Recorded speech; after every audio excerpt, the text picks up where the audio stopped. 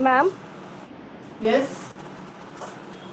Ma'am एक दिन live class लेके आप साइंटिफिक कैलकुलेटर यूज करना सिखा सकते हैं, मतलब थोड़ा अच्छे से डिटेल्स में।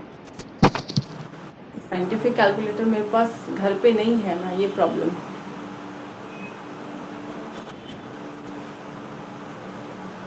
ठीक है, देखती हूँ, अगर मैं बाहर निकलती हूँ मुझे भी परचेस करना पड़ेगा तब मैं दिखा सकूंगी। Okay, I will try. अगर मैं ओके मैम। परचेस कर पा तब मैं लाइव उसको दिखा पाऊंगी समझ के। अभी मेरे पास तो अभी कैलकुलेटर साइंटिफिक वाला नहीं है यहाँ पे, तो आई will try. Okay, okay ma'am. तो आज हम लोग देखते हैं गॉस एलिमिनेशन में।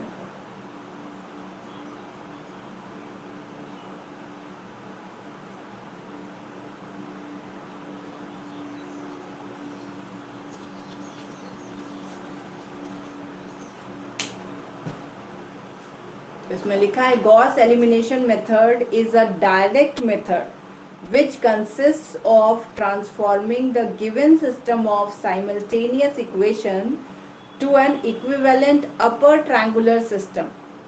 सीधे वो अपर ट्रायंगुलर सिस्टम में उसको कन्वर्ट कर देता है। From this transformed system the required solution can be obtained by method of back substitution. यानी एक वैल्यू मिल जाएगा, उसको दूसरा में सब्स्टिट्यूट करोगे तो दूसरा वैल्यू मिल जाएगा, एंड देन थर्ड इक्वेशन में सब्स्टिट्यूट करेंगे तो तीसरा वैल्यू मिल जाएगा, एंड सो ऑन। सो पहले आपको सिस्टम कैसा दिया रहेगा इक्वेशंस का, let the system of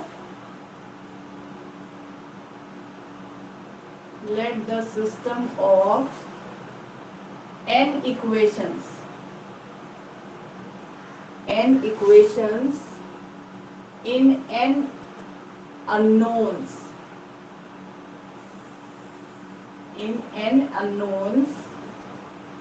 be given by a11x1 plus a12x2 plus a1nxn is equal to b1। ऐसा कुछ इक्वेशन आपको दिया रहेगा। a21x1 plus a22x2 plus a2nxn is equal to b2। a31x1 plus a32x2 plus a3nxn is equal to b3, and so on। an1x1 plus an2x2 plus annxn is equal to bn। पूरे system को one नाम दिया जा रहा है। तो ऐसा कुछ सिस्टम आपको क्वेश्चन में दिया रहेगा इक्वेशन के फॉर्म में। So in this method for solving equation 1 we proceed step wise as follow. तो पहला स्टेप में आपको क्या करने बोला गया है? First step, elimination of x1 from the second, third and nth equation. x1 को आपको एलिमिनेट करना है from second, third and nth equation. तो कैसे हम लोग एलिमिनेट करते हैं x1 को, कैसे कर सकते हैं?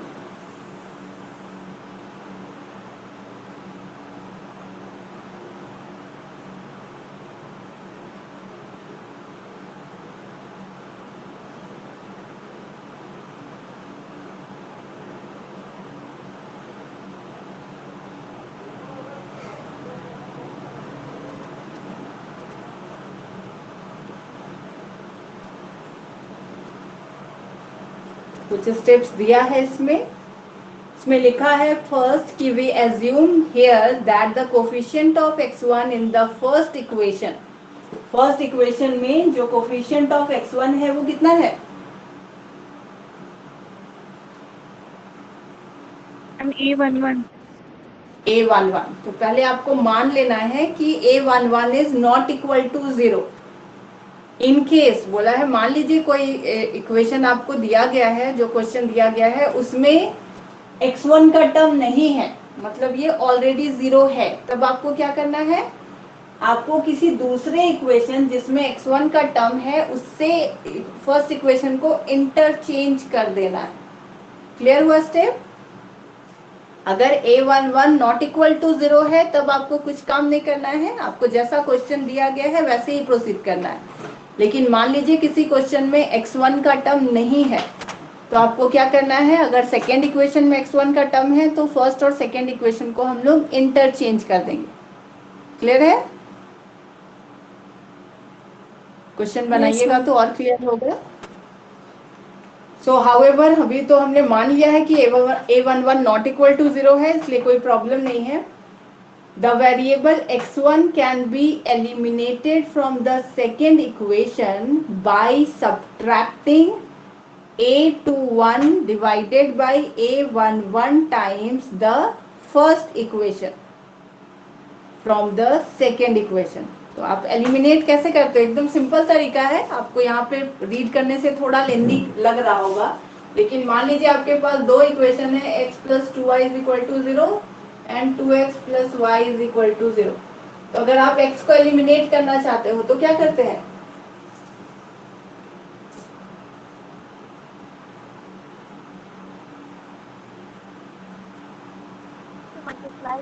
मैम ऊपर में 2 से मल्टीप्लाई करेंगे। इक्वेशन माइनस, तो यहाँ पे तो हमने कर देंगे। फर्स्ट इक्वेशन 2 से मल्टीप्लाई किया एंड सबट्रैक्ट कर दिया। ठीक है, हम लोग थोड़ा प्रोसेस से जा रहे हैं, तो उसमें बोला गया फर्स्ट इक्वेशन को कुछ नहीं करना है। मान लीजिए बस सेकेंड इक्वेशन से x हटाना है, तो क्या करना चाहिए?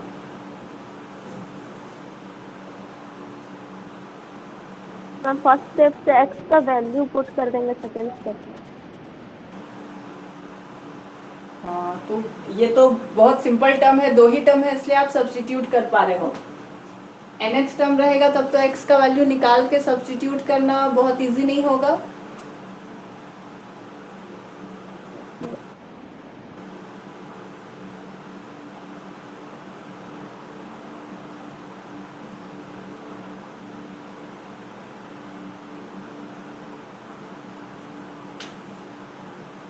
आपको कोफिशिएंट को मैच कराना है, ये कोफिशिएंट और ये कोफिशिएंट, और इससे सब्ट्रैक्ट कर देंगे तो आपका क्या हो जाएगा, सेकेंड इक्वेशन से x हट जाएगा।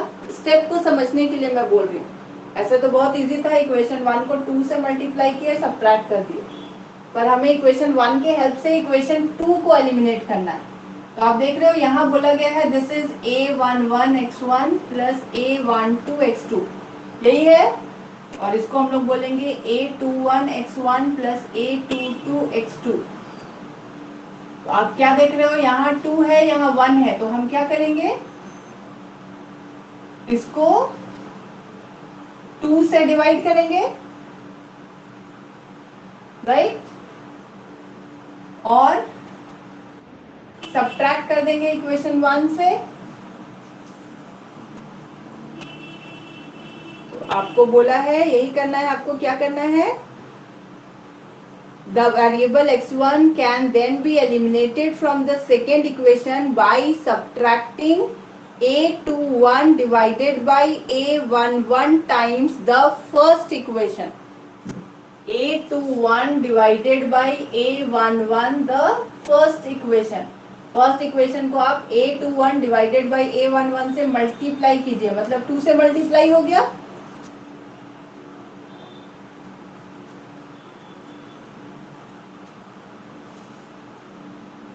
न्यूमेरिकल में इतना लेंदी नहीं लगेगा, क्योंकि आपको पता है वैल्यूज क्या क्या है, किससे मल्टीप्लाई करना है, क्या सब्ट्रैक्ट करना है, लेकिन रूल के अकॉर्डिंग आपको समझना है। तो दिख रहा है, अगर हम लोग a21 divided by a11 times first equation को मल्टीप्लाई कर दें इससे, और फिर उससे सेकेंड इक्वेशन को सब्ट्रैक्ट कर दें, तो आपका x का टर्म हट जाएगा सेकेंड इक्वेशन से।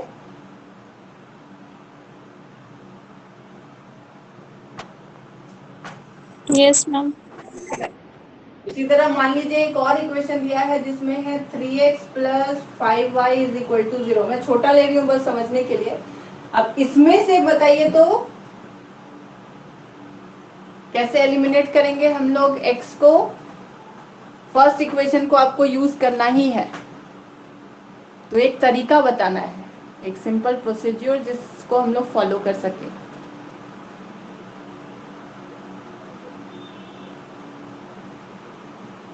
Ma'am 3 into first equation minus second equation. Second equation क्यों? फर्स्ट और थर्ड को ही यूज करना है, उसमें सेकेंड को यूज नहीं करना है। यस मैम, थर्ड वाले को ही, यस मैम थर्ड। थर्ड, तो फर्स्ट इक्वेशन को 3 से मल्टीप्लाई करेंगे, तो यहाँ तो आपको 3 दिख रहा है ना, 3 से मल्टीप्लाई करेंगे और इक्वेशन 3 से ही सब्ट्रैक्ट कर देंगे। तो 3 बोलने का मतलब है यहाँ पे, तो यहाँ पे क्योंकि मैंने 1 ले लिया है इसलिए इजी पड़ रहा है। अगर आप मान लीजिए आपका फर्स्ट इक्वेशन ये है,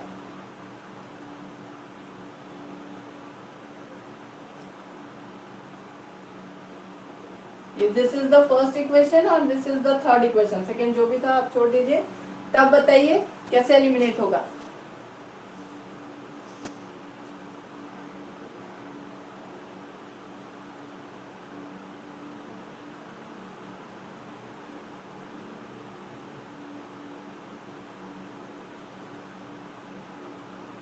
So 3/2 into first equation minus third equation. Yes, तरीका से जाएंगे। जस्ट पहले आप जो एलिमिनेट करते थे, इसको 3 से मल्टीप्लाई कर देंगे, इसको 2 से मल्टीप्लाई कर देंगे एंड सब्ट्रैक्ट कर देंगे, ठीक है। लेकिन हम लोग उस प्रोसेस से नहीं जा रहे हैं। आप क्वेश्चन में वो तरीका अप्लाई कर सकते हो, कोई प्रॉब्लम नहीं है। आपको जस्ट एलिमिनेट करना है, जैसे भी एलिमिनेट करें। यहाँ रूल एक फॉलो किया जा रहा है, तो रूल के अकॉर्डिंग अगर हम लोग 3/2 से फर्स्ट इक्वेशन को मल्टीप्लाई कर दें और फिर थर्ड इक्वेशन से इसको सब्ट्रैक्ट कर दें, तो आपका x हट जाएगा। यानी एक तरीका हो गया कि अगर आपको सेकेंड इक्वेशन से x हटाना है तो हम लोग फर्स्ट इक्वेशन को a21 बाई a11 से मल्टीप्लाई कर देंगे।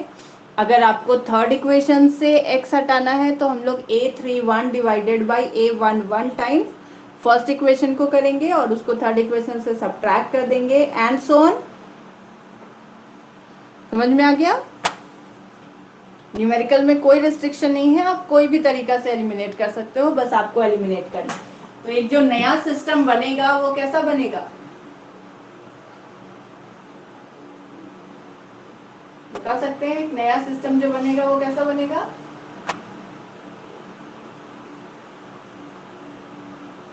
फर्स्ट इक्वेशन में हमने कोई छेड़छाड़ नहीं किया था, तो first equation as it is रहेगा। सेकेंड ऑनवर्ड्स हमने x1 को एलिमिनेट कर दिया है, तो x1 का टर्म हट जाएगा। क्या कोफिशिएंट सारा यही रहेगा? मैम चेंज हो जाएगा। चेंज हो जाएगा ना, क्योंकि आपने जैसा कहा है कि आप इक्वेशन 1 को a21 by a11 times multiply कर रहे हो और इक्वेशन 2 से सब्ट्रैक्ट कर रहे हो। दैट मीन्स ये जो कोफिशिएंट्स है x2, x3, xn का, ये भी चेंज हो जाएगा। तो कुछ नया वैल्यूज मिल गया, तो जस्ट उसको डैश करके दिखा दिया गया है कि कुछ ऐसा सिस्टम बन जाएगा। कोफिशिएंट चेंज हो गया है, नया नया बन गया है। तो a22 डैश मान लीजिए बन गया x2, a2n dash xn is equal to b2 dash and so on. Let this system be equation 2. अब सेकेंड स्टेप में क्या करने बोला गया है? सेकेंड स्टेप में आपको एलिमिनेट करना है x2 को from third, fourth and nth। अब फर्स्ट एंड सेकेंड इक्वेशन को छोड़ देना है, थर्ड एंड ऑनवर्ड से आपको क्या करना है? x2 को हटाना है, ठीक है। अगेन आपको तो प्रोसेस पता है किस तरह से हटाएंगे। थर्ड से हटाना है तो केवल सेकंड का हेल्प लोगे। क्या करना होगा बताइए सोच के। थर्ड से x2 को हटाना है तो क्या प्रोसेस होना चाहिए? स्टेप 1 आपका क्लियर है तो सोच के बताइए। Ma'am a32 by a32 dash by a22 dash से मल्टीप्लाई कर देंगे सेकेंड इक्वेशन। अगर हम लोग a32 dash by a22 dash से सेकेंड इक्वेशन को मल्टीप्लाई कर दें और फिर थर्ड से इसको सब्ट्रैक्ट कर दें तो आपका x2 इस इक्वेशन से हट जाएगा। सिमिलरली फोर्थ का जो कोफिशिएंट होगा, फोर्थ डिवाइडेड बाई सेकेंड का कोफिशिएंट, उससे सेकेंड को मल्टीप्लाई करेंगे एंड फोर्थ से सब्ट्रैक्ट कर देंगे तो फोर्थ इक्वेशन से हट जाएगा and so on. So second step दिया है elimination of x2 from third, fourth and nth row in equation 2। We again suppose that, again आपको सपोज कर लेना है a22 dash is not equal to 0. So अगर a22 dash 0 हो जा रहा है मान लीजिए सेकेंड में, तो फिर वही स्टेप होगा, किसी एक से आपको क्या करना होगा, इंटरचेंज कर लेना होगा, ठीक है। और अगर 0 नहीं है तब ऐसे ही कंसीडर करेंगे। So we may eliminate x2 from the third, fourth and nth equations of equation 2 by subtracting a32 dash by a22 dash times the second equation from the third equation, a42 dash divided by a22 dash times the second equation from the fourth equation and so on. तो तरीका आप समझ गए। In the third step we eliminate x3, फिर आपको क्या करना है, नेक्स्ट स्टेप में x3 को एलिमिनेट करना है। तो बहुत n इक्वेशंस नहीं रहता है आपके पास, 3 या 4 इक्वेशंस रहेगा, तो इतना लेंदी नहीं जाएगा। सो धीरे धीरे क्या हो रहा है, आपका घटते जा रहा है ना वैल्यू, x1 बचा, यहाँ पे x2 बचेगा, नेक्स्ट वाले से आपका x2 भी हट जाएगा सारे स्टेप से, फिर ये घटेगा, फिर आपका नेक्स्ट स्टेप से यहाँ पे हम लोग x3 छोड़ेंगे, फिर नेक्स्ट वाले स्टेप से x3 भी हट जाएगा, फिर यहाँ पे x4 छोड़ेंगे एंड सो ऑन, लास्टली आपको एक वैल्यू मिलेगा एलिमिनेट करते करते। तो मान लीजिए xn इज इक्वल टू 10 मिल गया, तो फिर क्या करेंगे, उसको इसके प्रीवियस में डालोगे, यहाँ 2 वैल्यू रहेगा, वहां से आपको xn माइनस 1 मिल जाएगा, फिर उसके प्रीवियस में डालेंगे तो वहाँ 3 रहेगा अननोन, जिसमें 2 आपको पता चल गया है, तो वहां से आप xn माइनस 2 निकाल सकते हो एंड सो ऑन। तो मेथड क्लियर हो गया। अगर मेथड लिखने आता है तो थोड़ा प्रैक्टिस कीजिए, प्रैक्टिस करके लिख दीजिए, इन केस एग्जाम में अगर आपको एक्सप्लेन करने आता है गॉस एलिमिनेशन मेथड क्या है, तो 2-3 बार देख देख के ही भी आप लिखोगे तो आपको क्लियर हो जाएगा। एक क्वेश्चन हम लोग डिस्कस कर लेते हैं।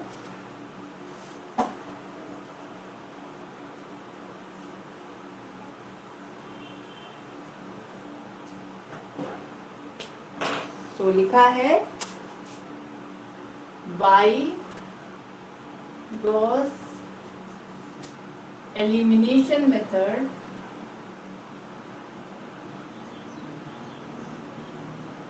solve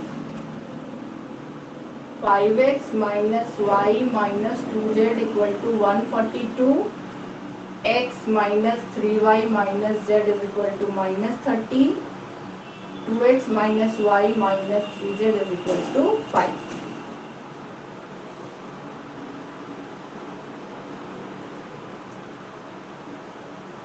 ठीक है,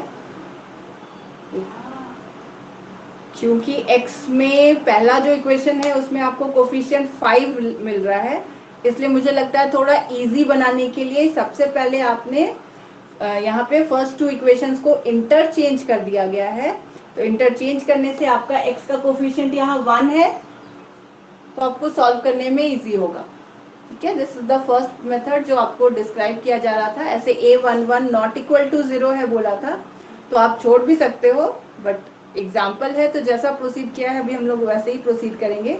तो सबसे पहले फर्स्ट 2 इक्वेशंस को इंटरचेंज कर दिया गया, क्योंकि x1 होगा तो आपको क्या करना होगा, डिवाइड करना है a11 से, तो डिवीजन इजी हो जाएगा ना, कैलकुलेशन इजी हो जाएगा।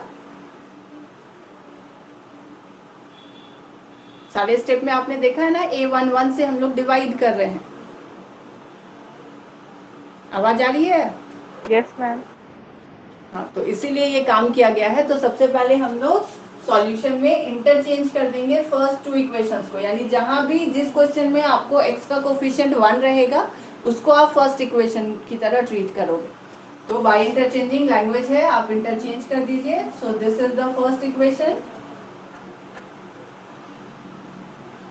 ये सेकेंड इक्वेशन बन गया एंड ये थर्ड इक्वेशन।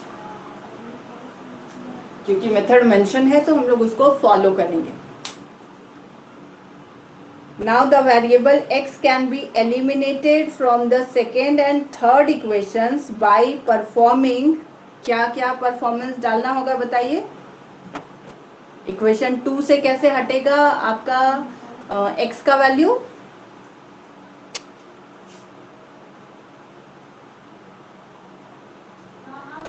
इक्वेशन 2 से x हटाना है, तो प्रोसेस के अकॉर्डिंग क्या करेंगे, equation 2 minus 5 times equation 1. Easy हो गया कैलकुलेशन? Yes ma'am. अगर 5 ऊपर रहता तो आपको 5 से डिवाइड करना होता, कॉम्प्लिकेटेड हो जाता ना। इसीलिए कोशिश कीजिएगा जहां यूनिटी हो एक्स का कोफिशिएंट उसको हम लोग फर्स्ट इक्वेशन मान लेंगे। उसी तरह थर्ड से एलिमिनेट करना है तो क्या करेंगे? 3 minus 2 times equation 1. ठीक है, सिंप्लीफाई करके बताइए क्या बच रहा है।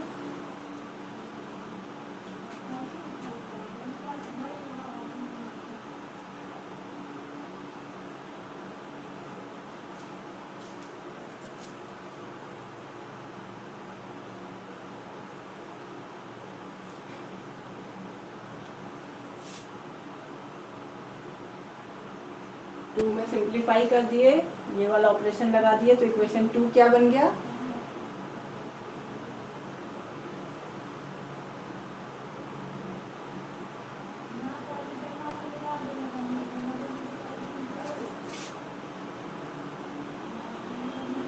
टर्म्स लिखिए। दिस सिंप्लीफिकेशन अप्लाई करने के बाद equation 2 14y minus 12 is equal to 292. 14y Minus 12. Plus 3z दे रहा है। बुक में तो लिखा है 14y plus 3z is equal to 292। Verify कीजिए। हम z को 2 लिख दिए हैं ब्लैक बोर्ड से देख के, इसीलिए। दैट इज z है, z करेक्शन कर लीजिए। एक्स वाई जेड में आपका इक्वेशन है।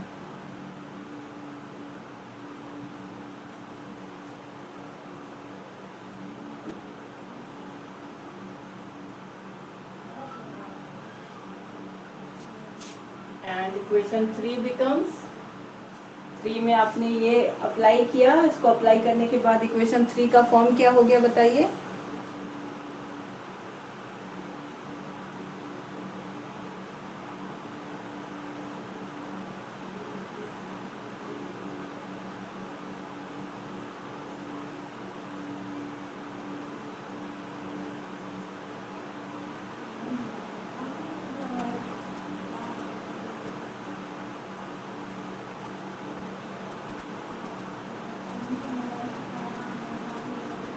Ma'am 5y minus Z equal to 65।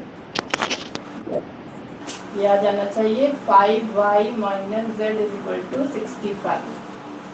आपको लिखना है फिर से, सो द न्यू सिस्टम, हम लोग इक्वेशन 2 नाम दिए थे ना, तो न्यू सिस्टम इज, पहला इक्वेशन यही रहेगा x minus 3y minus 2 is equal to minus 30, पर इसका नंबरिंग चेंज कर देंगे। अब इसको इक्वेशन 4 नाम देंगे।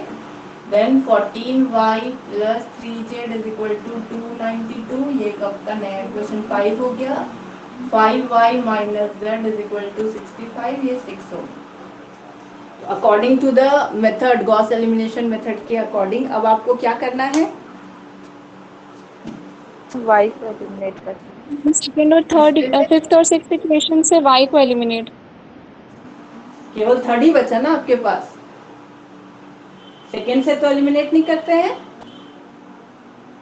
यस। पहला स्टेप में आपने इक्वेशन 1 को टच नहीं किया था। Yes ma'am. सेकेंड में आपको y को टच नहीं करना है। थर्ड ऑनवर्ड जितना भी इक्वेशन होगा तो केवल थर्ड इक्वेशन से आपको y को एलिमिनेट करना है। तो क्या करना होगा बताइए, थोड़ा लैंग्वेज लिखेंगे। Now we have to eliminate y from equation 6। क्या स्टेप आएगा? 6 minus 5 by 14 times 5. 5 by 14 times equation 5। यहाँ यूनिटी नहीं है तो थोड़ा सा कैलकुलेशन ज्यादा हो गया आपको, नहीं तो आप सिंपल तरीका से भी एलिमिनेट कर दिया गया है जैसे आप करते हो। इक्वेशन 5 को 5 से मल्टीप्लाई करेंगे जैसे आप पहले करते थे, और इक्वेशन 6 को 14 से मल्टीप्लाई करेंगे और सब्ट्रैक्ट करेंगे। तो न्यूमेरिकल में आप वो प्रोसेस भी यूज कर सकते हैं। ठीक है, सिर्फ सब्ट्रैक्ट करना है, आपको हटाना है। लेकिन ध्यान रखना है कि इक्वेशन 6 से हटना चाहिए, 5 से नहीं। इसको आप ऐसे भी कर सकते हो, equation 6 into 14 minus equation 5 into 5।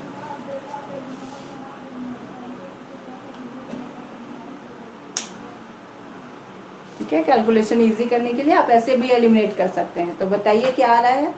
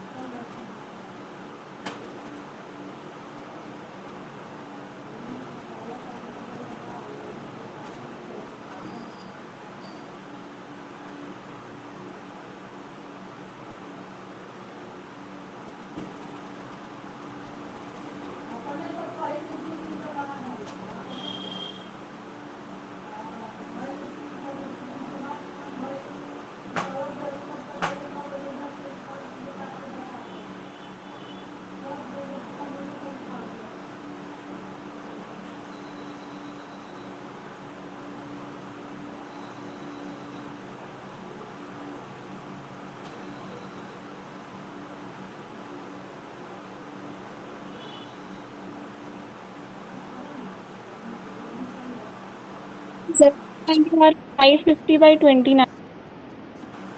Yes, finally आना चाहिए 29z इज इक्वल टू 550। तो यहीं से आप z निकाल दीजिए। So z is equal to 550 by 29। Simplify कीजिए, कितना आ रहा है?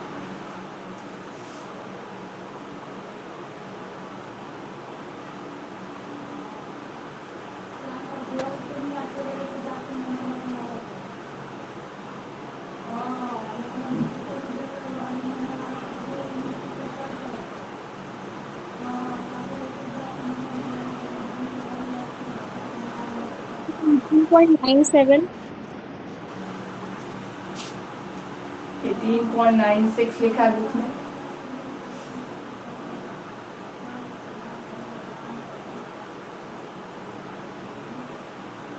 नाइन सिक्स ले या 97? 9655 आ रहा था, इसलिए राउंड ऑफ करके बोले 97।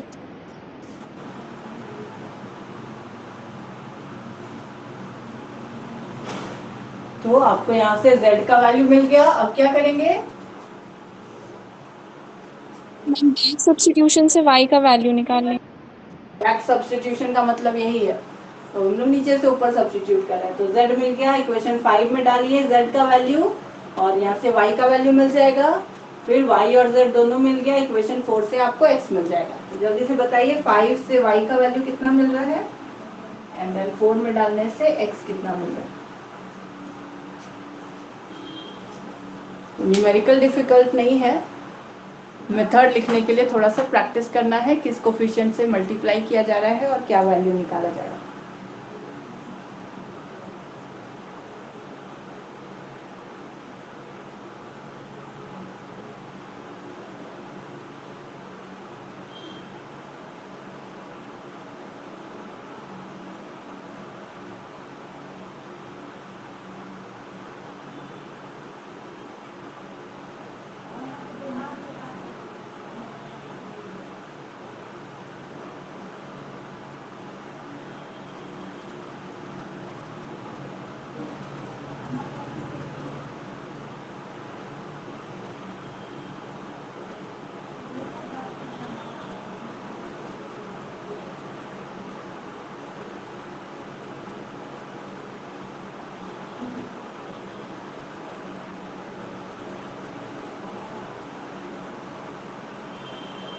कैलकुलेटर का हेल्प है तो इतना टाइम नहीं लगना चाहिए। y निकला। Yes ma'am 16.79। यस, ठीक है। और x बता दीजिए इसके बाद।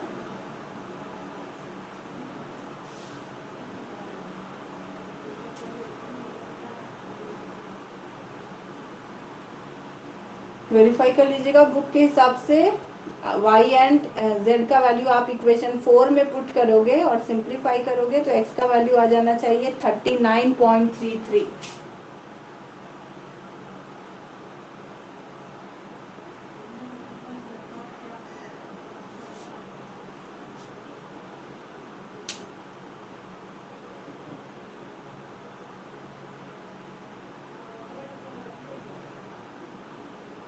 आया किसी का?